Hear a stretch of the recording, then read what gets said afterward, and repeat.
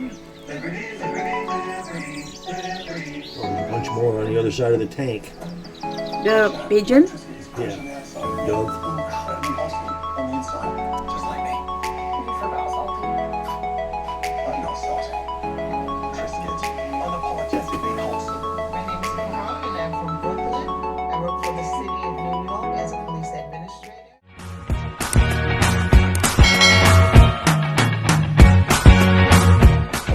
Residential areas we weren't sure where those were targeting the borders. We were just hoping that this bombardment would never reach us. But hours later, it did. I was sitting with my kids on the sofa, and suddenly there was a huge explosion. A huge explosion. I've never heard this sound before. I could not breathe. My neighborhood was destroyed. One simple rocket, just one rocket, that hit a neighbor's home without warning. At least 10 of my neighbors were killed, including children, and many others were injured. We don't want to panic that happened to the children and women. The fear is so embarrassing. The life his family had known, gone. I'm still safe. My family is all safe. But I'm not sure what's going to happen next. Food, water, and hope in his village now running dangerously low. There is nothing, and it becomes even emptier and emptier as the days pass.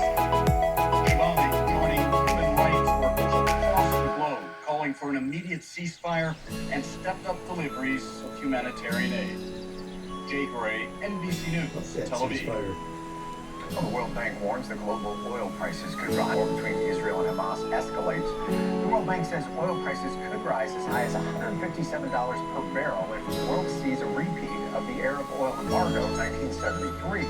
Highest record price of oil was about $147 per barrel back in 2008. For comparison, Brent crude, which is considered the international oil benchmark, was trading at about $88 a barrel this morning. The U.S. Department of Treasury wants to borrow about $776 billion for the rest of the year. That's below what analysts were predicting at around $800 billion. And it's less than the $1 trillion in privately held marketable debt the Treasury borrowed in July through September. That was the highest ever for that specific quarter. This news comes after the government said the fiscal 2023 budget would be about $1.7 trillion. Federal agents will no longer be able to cut razor wire along the U.S.-Mexico border, at least for now. That's according to a new ruling from a federal judge that temporarily follows the Biden administration practice. The razor wire was put in place on Texas Governor Greg Abbott's orders to stop illegal immigrants from entering the country.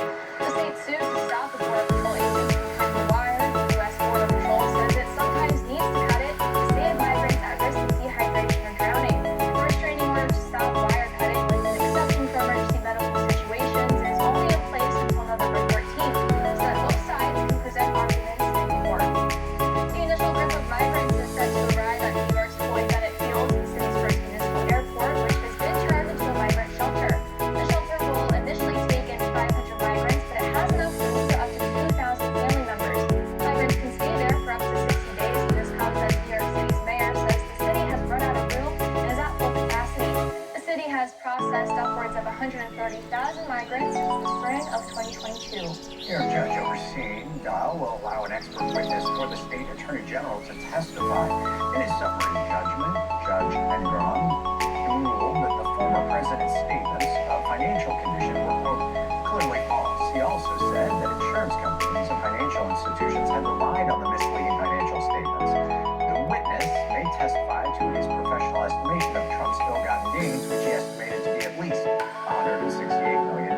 Supreme Court taking on the issue of government officials' social media use of the First Amendment. The justices are hearing two separate disputes that target the same legal concern.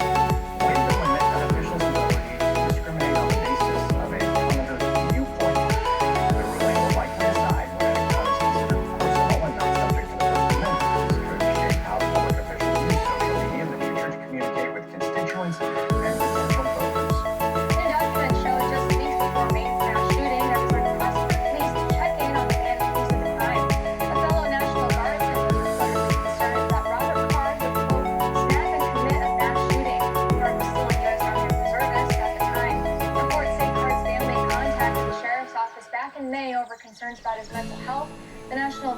Violence Archive say this shooting was the deadliest in the U.S. this year, with 18 victims.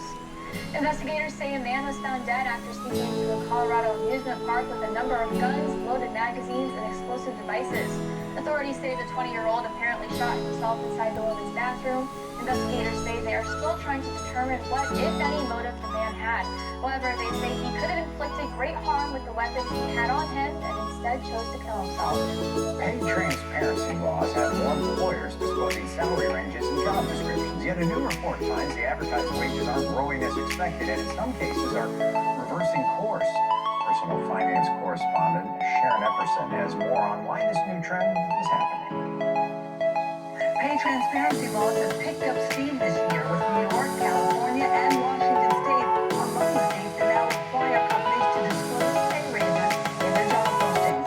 But advertising the right wages is tricky. A new survey by ZipRecruiter finds 41% of employers say they have kept a job opening unfilled in the past 6 months because candidates wanted more pay than they were prepared to offer. And nearly half of companies, 48%, say they reduced pay for some roles over the past year.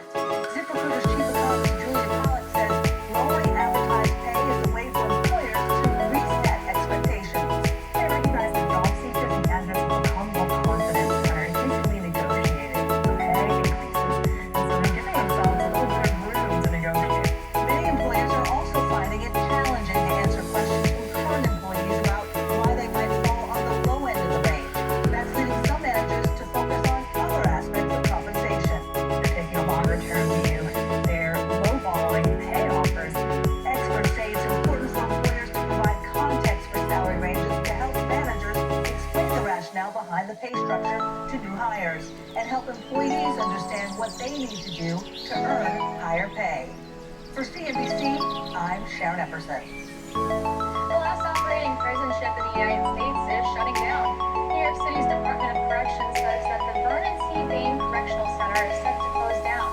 The center is a 5-story floating jail barge and originally arrived in New York back in 1992 as a temporary measure to help with overcrowding on Rikers Island. The barge currently sits across the river from that island. For latest news, sports, and weather anytime, go to local.com. The two factors that work together, that's all we're aware. And folks up here that the fund is either over or under the cost. Folks down there in Woodbridge having a great old time. Let's see, we were trying to figure out Everywhere. how.